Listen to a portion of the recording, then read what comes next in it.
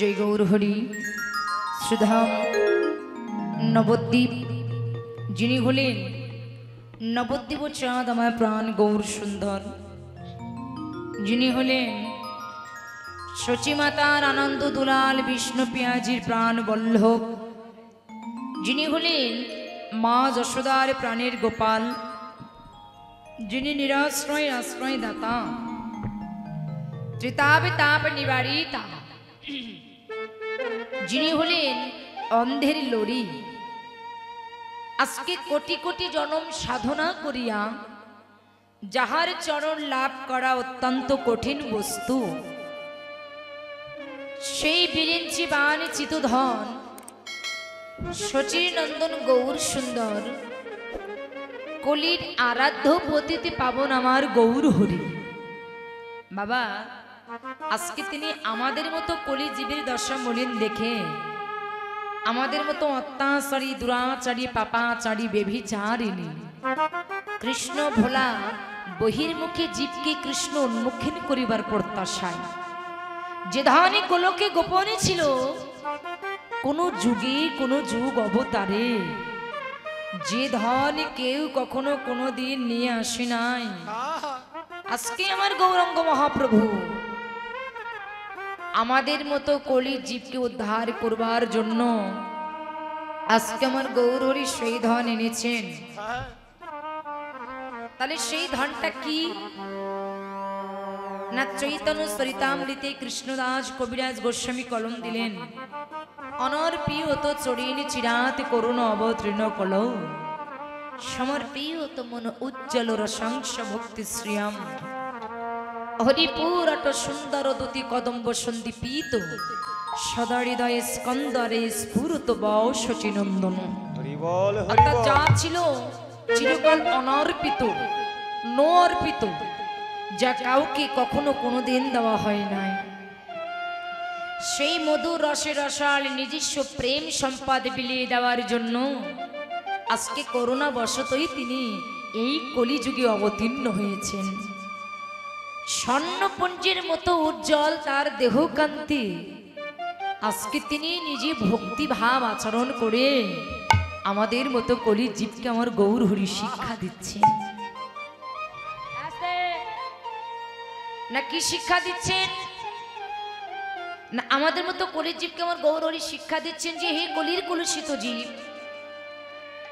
এই কলিযুগে তোমরা যাগ যজ্ঞ পূজা অর্চনা ধ্যান তপস্যা তোমরা যাই কিছু করো না কেন একটু মন দিয়ে শ্রবণ করবেন কীর্তন শ্রবণ করতে গেলে আগে হৃদয় অঙ্গন করতে হবে আপনি কীর্তনটাকে যতক্ষণ হৃদয় অঙ্গন করতে না পারবেন এর ভিতরে যতক্ষণ ঢুকতে না পারবেন আপনার ভিতরে প্রেমের হৃদয় হবে না তাই এর ভিতরে আগে নিজেকে সঁপে দিতে হবে একটা কথা মনে রাখবেন যে এতদিন আপনারা সংসারের মধ্যে যা করেছেন করেছেন এখানে যতটুকু সময় আছেন এই জায়গাটায় যতটুকু সময় আছেন ততটুকু সময় আপনি নিজেকে আমার গৌরীর চরণে অর্পণ করে দিবেন যে দয়াময় সংসার বিষয় বাসনার মায়ার জালে আবদ্ধ হয়ে গিয়ে তোমার নাম তো ঠিকমতো বলতে পারি না এই স্থানে এই জায়গাটায় যখন এসেছি একটু তার চরণে নিজেকে আমরা অর্পণ করে দিব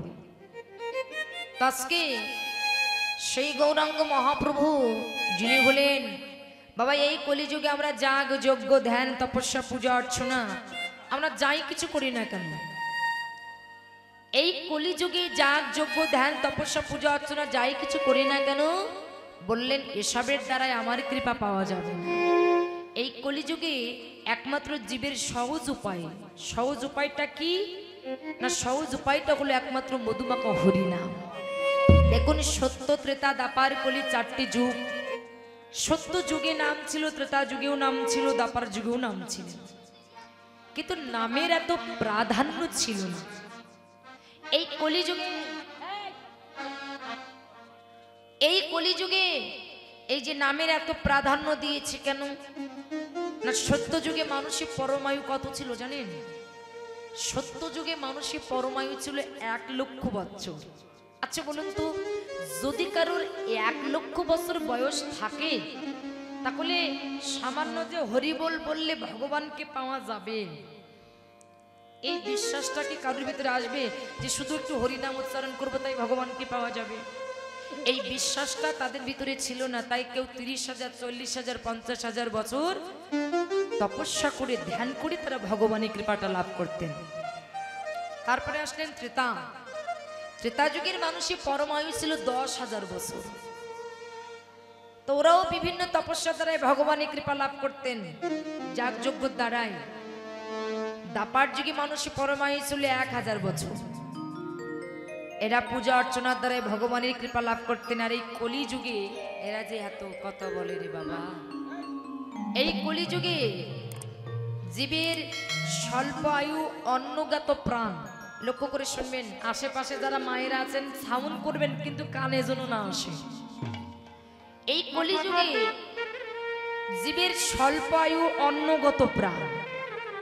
স্বল্প আয়ু বলতে এই কলিযুগে মানুষের পরমায়ু হচ্ছে 100 বছর, কিন্তু এই 100 বছর 40, 50, 60 বা 70 এর মধ্যে মরণ অনিবার্য। ইহা কি ভাবনা আছে কারো? এই আয়ু সূর্য অস্তে গেল, যদি পারো সকাল সকাল একবার বদন ভরে হরি বল হলো জয়নিতা। তাহলে এই কলিযুগে আমাদের স্বল্প আয়ু অন্নগত প্রাণ, তাই স্বল্প আয়ু নিয়ে আমরা কখন ধ্যান করব, কখন তপস্যা করব, কখন যাগযজ্ঞ করব, কখন পূজা অর্চনা করব, কখন ছেলে মেয়ে বিবাহ দেবো, কখন ছেলে মেয়েদের মানুষ করব, কখন তাদের লেখাপড়া শেখাবো, এই স্বল্প আয়ু নিয়ে আমরা কি করব? তাই আমার গৌরাঙ্গ মহাপ্রভু, যিনি হলেন জনদরদি ভগবান, বাবা সত্য যুগে ভগবান ছিল, ত্রেতার যুগেও ভগবান ছিল, দাপার যুগেও ভগবান ছিল, কিন্তু কলিযুগে আমার গৌরাঙ্গ মহাপ্রভু তিনি হলেন জনদরদি ভগবান। হরি বল হরি বল। কেন জানেন? আপনারা বলতে পারেন কেন ত্রেতায় রামচন্দ্র তিনি যখন বনবাসে গিয়েছিলেন 14 বছরের জন্য, তখন সেখানে গিয়ে তার গুহক চণ্ডলের সঙ্গে মিত্র হয়েছিলেন। গুহক চণ্ডলকে তিনি উদ্ধার করেছিলেন বাবা, কিন্তু সেই লীলাটা কিন্তু তার ছিল একদিনের জন্য। 14 বছর পরে যখন তিনি বনবাস থেকে ঘরে ফিরে এসে যখন সিংহাসনে বসেছিলেন, তখন কিন্তু তার আর গুহক চণ্ডলের কথা মনে ছিল না। কিন্তু আমার গৌরাঙ্গ মহাপ্রভু, তার ভিতরটা এত দয়া, এত করুণা তার ভিতরে। আমি আপনাদের কি দিয়ে বুঝাই বলেন? এ তো মুখে বলে বোঝানো যাবে না। আমার গৌরাঙ্গ মহাপ্রভু তার ভিতরে এমনই ছিল, কে পাপিষ্ট, কে অনাচারী, কে দুরাচারী, আমার গৌরহরি এটা ভেদাভেদ করেনি।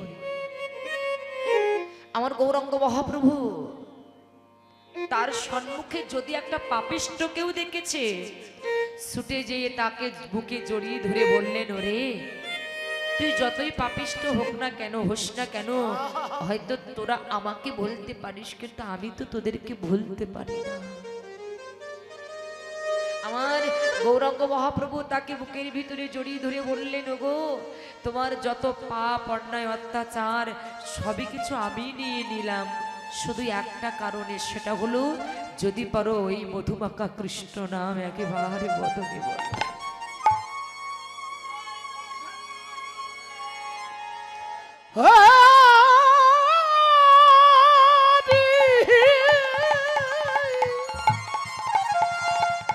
হরি বল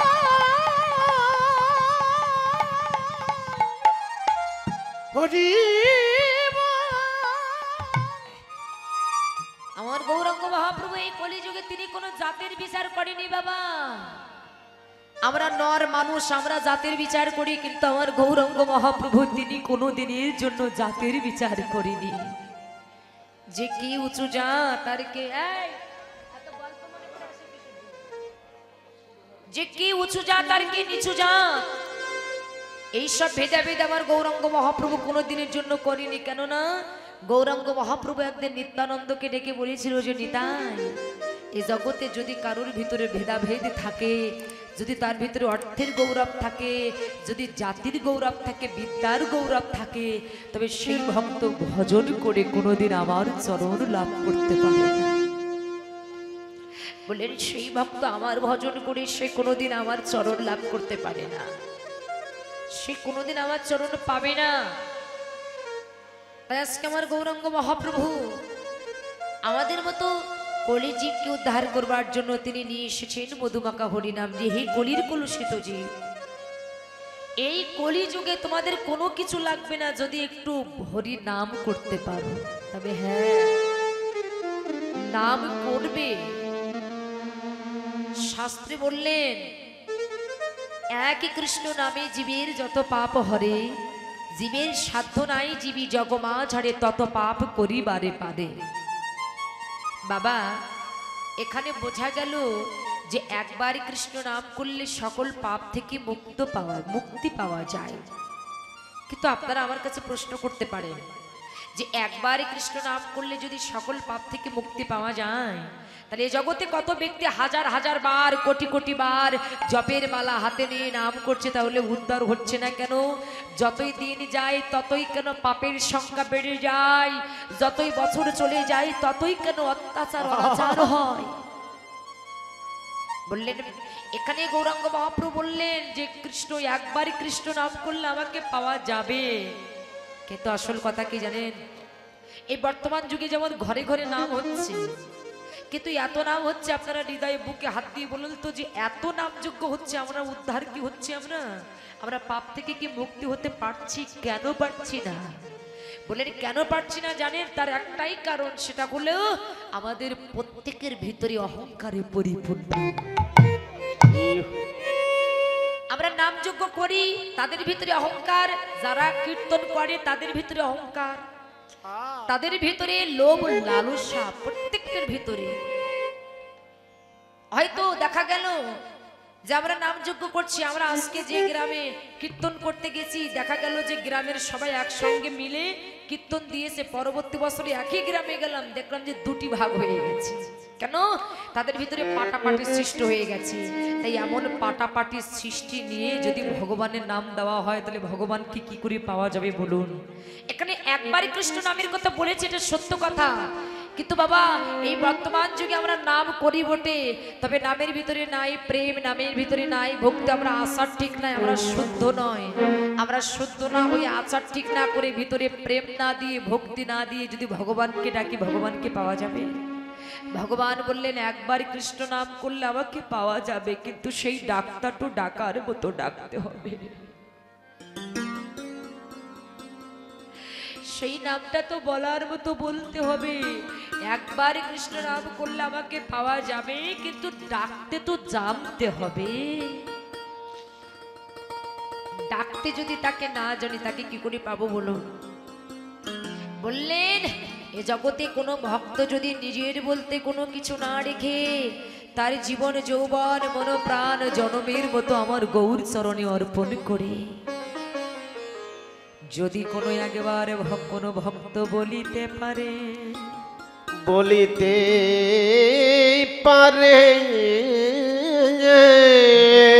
প্রাণে গৌরে হে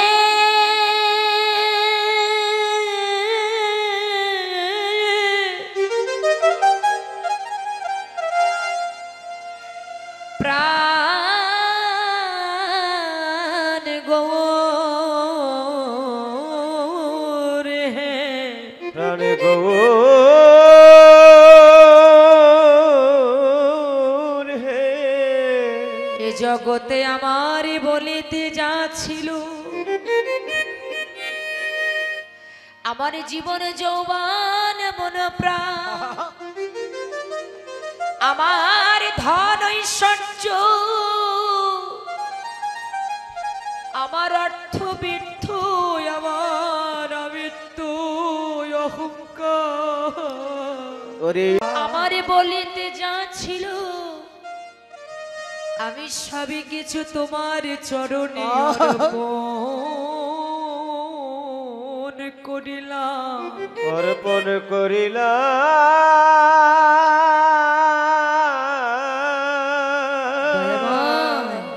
এ জগতে তুমি আমার হবে কি আমি জানি না, কিন্তু আমি এ জনমের মতো হরি বল, হরি বল, হরি বল।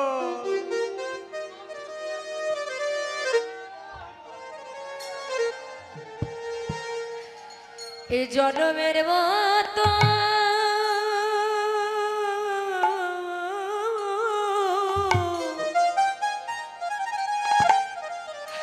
আমি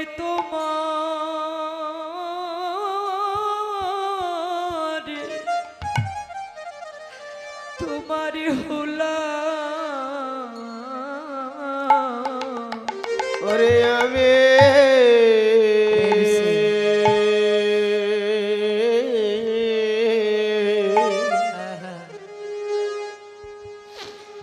আমি জনমী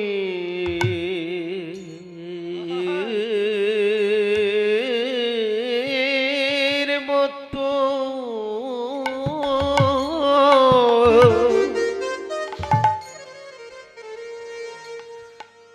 ওরে আমি জনমে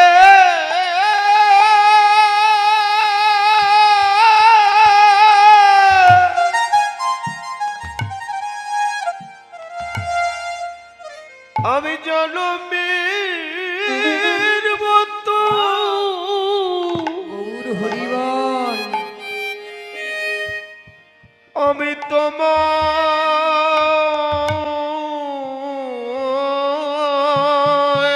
হলাম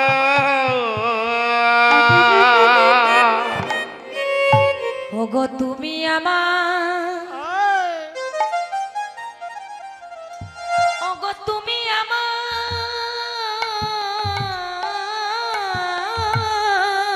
হরিবল তুমি আমার হবন গৌর হরি কিন্তু আমি এ জনমের মতো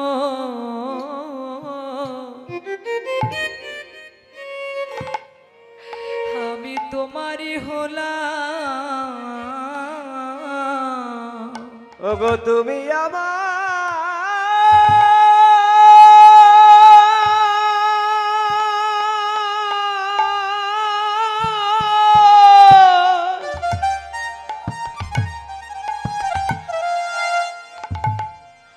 তুমি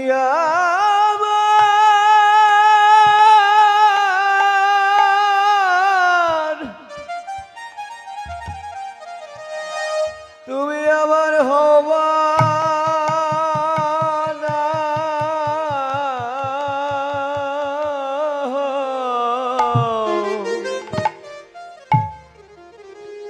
আমি এ জনমে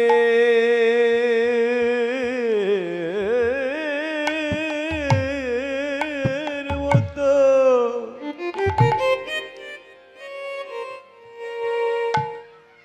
জনমের মতো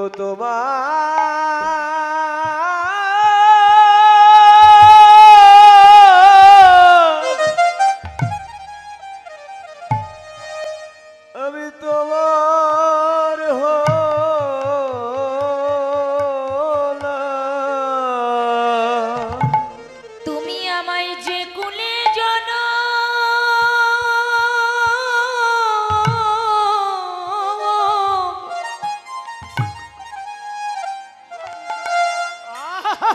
যে কুলে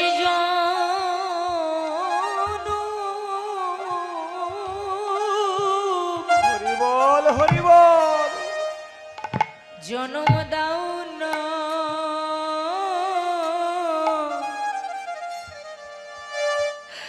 দাও না কেন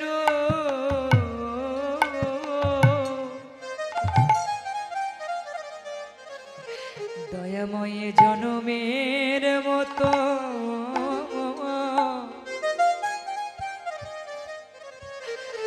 আমি তোমার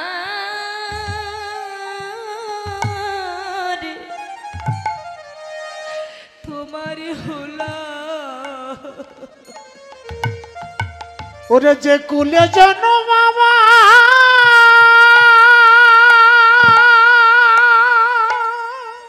গৌর হরি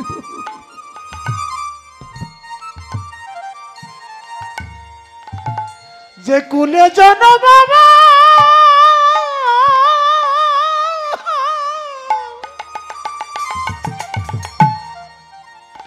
জন্ম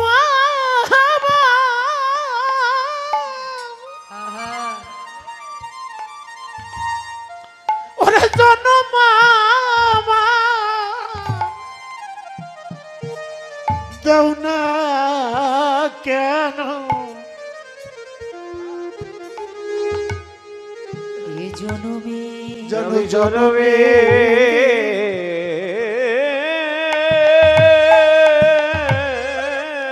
মতো ওরে আমি জনমের মতো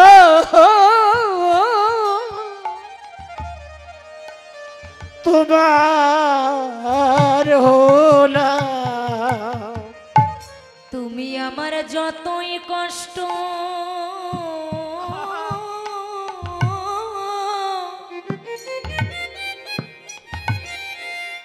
আমার যতই কষ্ট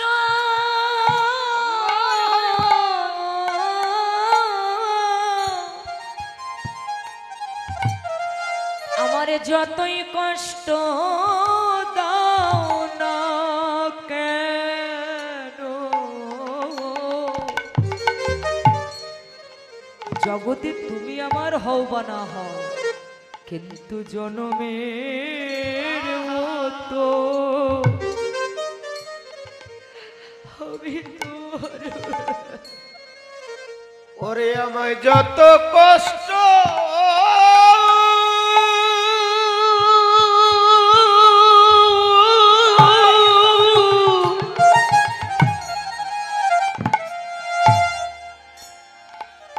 আমার যত কষ্ট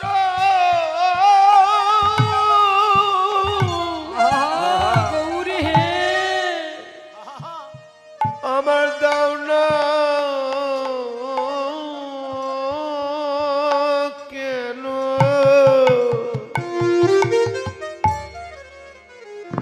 প্রভু গো গৌর হরি বল হরি বল। আমি জনমে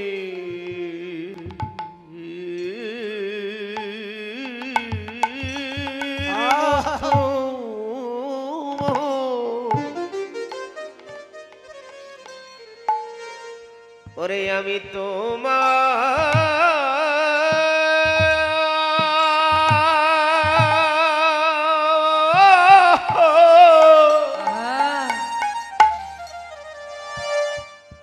আমি তোমায় হলাম। জগতে কোনো ভক্ত যদি নিজের বলতে কোনো কিছু না রেখে তার জীবন যৌবন মনোপ্রাণ জনমের মতো আমার গৌর গোবিন্দের রাতুল চরণে অর্পণ করে দিয়ে একবার যদি কোনো ভক্ত বলতে পারে দয়াময়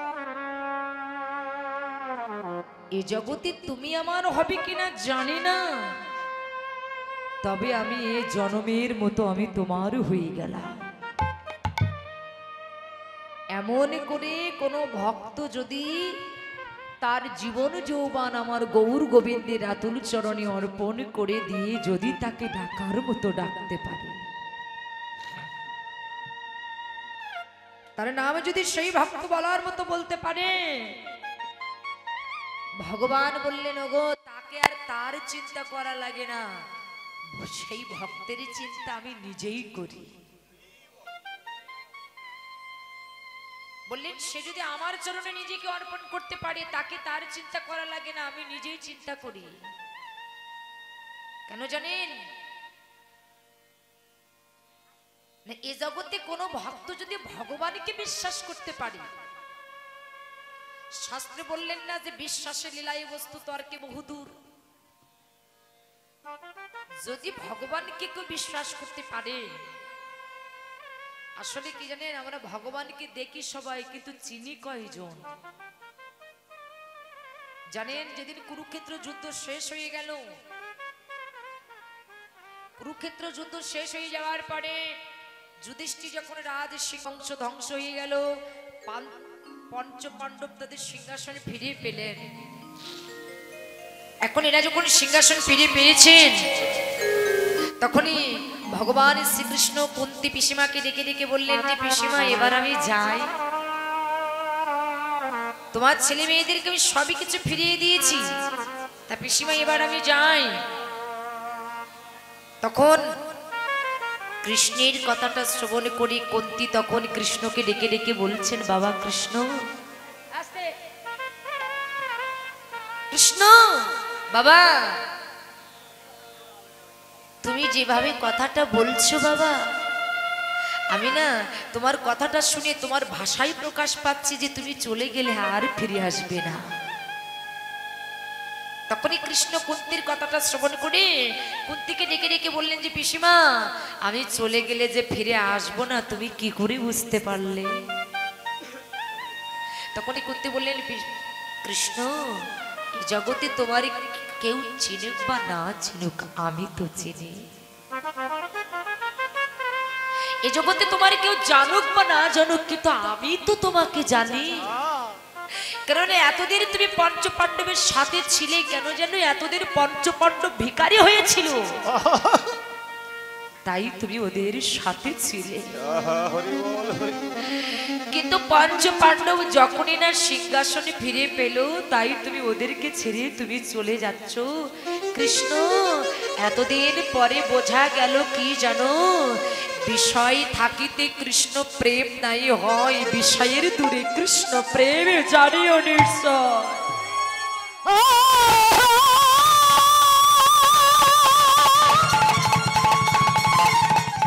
হরি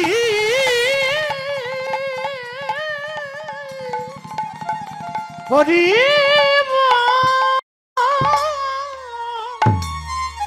তাই তখন কুন্তি কৃষ্ণকে ডেকে ডেকে বললেন যে কৃষ্ণ, একটা কথা বলবো। কি? তো বলছি, আচ্ছা কৃষ্ণ বাবা, আমি তোর কাছে একটা বস্তু চাইবো, তুই আমায় দিবি? কি পিসিমা? সম্পর্কে তো ভাইপো হয়। তো বলছি, বাবা কৃষ্ণ, আমি না তোর চরণে একটা প্রণাম করতে চাই।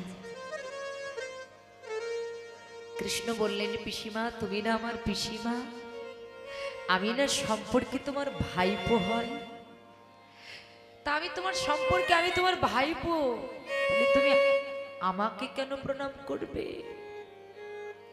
তখনই কুন্তি কৃষ্ণের কথাটা শ্রবণ করে কৃষ্ণকে ডেকে ডেকে বলেছিলেন যে কৃষ্ণ, তুই আমার ভাইপো বলে আমি তোকে প্রণাম করছি না, তাহলে তুই একজন পুরুষ বলে আমি তোকে প্রণাম করছি।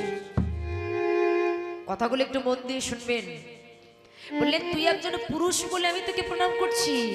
তখন কুন্তি কৃষ্ণ বললেন যে পিসিমা, জগতে কি আমি একা পুরুষ? পঞ্চ পাণ্ডব ওরা পুরুষ নয়, যুধিষ্ঠির, ভীম, অর্জুন, নকুল, সহদেব ওরা পুরুষ নয়। তখনই কুন্তি বললেন, কৃষ্ণ, ওরা হচ্ছে শুধু পুরুষ, আর তুই হলি আদি পুরুষ। কারণ শাস্ত্রে বললেন, ঈশ্বর পরমা কৃষ্ণ সচ্চিদানন্দ বিগ্রহ, অনাদি আদি শ্রী গোবিন্দ সর্বকারণের কারণ।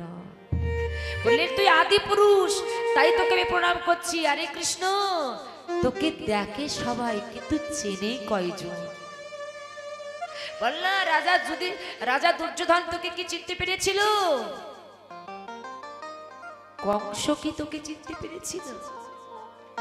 শিশুপাল সেও কি তোকে চিনতে পেরেছিল? মাতা যশোমতী কি তোকে চিনতে পেরেছিল? যদি মাতা যশোমতী তোকে চিনতো, তাহলে কি ওই রজ্জু দিয়ে তোকে বাঁধতো? পিতা নন্দ মহারাজ সেও তো তোকে দেখেছিল, কিন্তু সে কি তোকে চিনতে পেরেছিল? যদি চিনতে পারতো, তাহলে পিতা নন্দ মহারাজ তার পাদুকা দুখানা খুলে কি তোর মাথার উপরে তুলে দিত। তাই বাবা, তোকে দেখে সবাই, কিন্তু চেনে কয়জন? সত্যই তো বাবা, আমরা ভগবানকে দেখি সবাই, কিন্তু চিনি কয়জন? তাকে আমরা চিনতে পারি না কেন? চেনার চেষ্টা করি না, জানার চেষ্টা করি না। তাই আজকে আমার গৌরাঙ্গ মহাপ্রভু আজকে এই নবদ্বীপের মধ্যে নবদ্বীপটাকে দর্শন করে আজুরি গৌরাঙ্গের মনে কি ভাব উঠিল, ধবলি শ্যামলি বলে গৌর সগানে রাখিল। আজকে গৌরাঙ্গ মহাপ্রভু তিনি বর্তমানে নবদ্বীপের মধ্যে দাঁড়িয়ে আছেন বাবা। নবদ্বীপের মধ্যে দাঁড়িয়ে গৌর হরি ধবলি শ্যামলি বলে ডাকছেন, ওরে ধবলি, ওরে শ্যামলি, আমি কতদিন তোদের দেখি না, আজকে তোদের কথা আমার মনে পড়েছে। তাই তো ভগবান আজকে সবই কিছু ছেড়ে ছেড়ে দিয়ে আমি কাঙালের বেশ নিয়ে নবদ্বীপের মধ্যে এসেছি। গৌরাঙ্গ মহাপ্রভু নবদ্বীপের মধ্যে দাঁড়িয়ে ধবলি শ্যামলী বলে ডাকছেন। তাহলে ধবলি শ্যামলী বলে ডাকলেন, ধবলি শ্যামলী কারা? বললেন পূর্বে যারা ছিল তারা। আর একদিকে বললেন ধবল শব্দের অর্থ ছেদ বর্ণ অর্থাৎ সাদা, আর শ্যামল শব্দের অর্থ হচ্ছে সাদা কালে মিশ্রিত অর্থাৎ শ্যামলা। আমাদের সংসারটা ত্রিগুণাময়, ত্রিগুণাময় কি শত রজতম, সাত্বিক রাজসিক তামসিক। তাই আজকে গৌরাঙ্গ মহাপ্রভু ওই দিকে লক্ষ্য করে আমাদের মতো কলির জীবকে গৌরাঙ্গ মহাপ্রভু আজকে ধবলি শ্যামলী বলে ডাকছে। ওরে ধবলি, ওরে শ্যামলী, আমি কতদিন তোদের দেখি নাই, তোদের কথা আমার মনে পড়েছে। তাই তো আজকে সবই কিছু ছেড়ে দিয়ে আমি মধুমাখা হরি নাম নিয়ে আমি তোদের কাছে এসেছি। হরিবা হরি বল রে আমার বললেন সবই কিছু ছেড়ে দিয়ে আমি আজকে তোদের কাছে এসেছি। গোলকের হরি গৌর হরি রূপে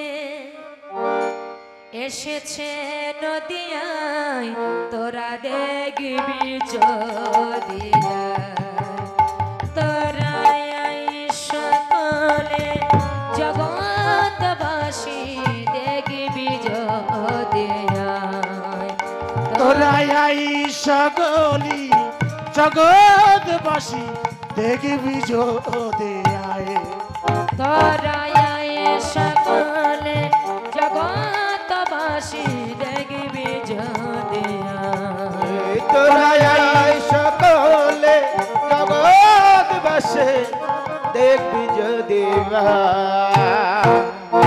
রাধা প্রেমে গড়া তনু,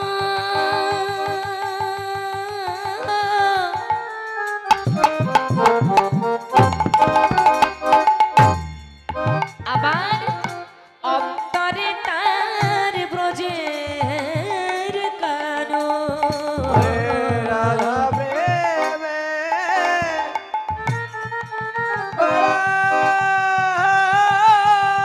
তনু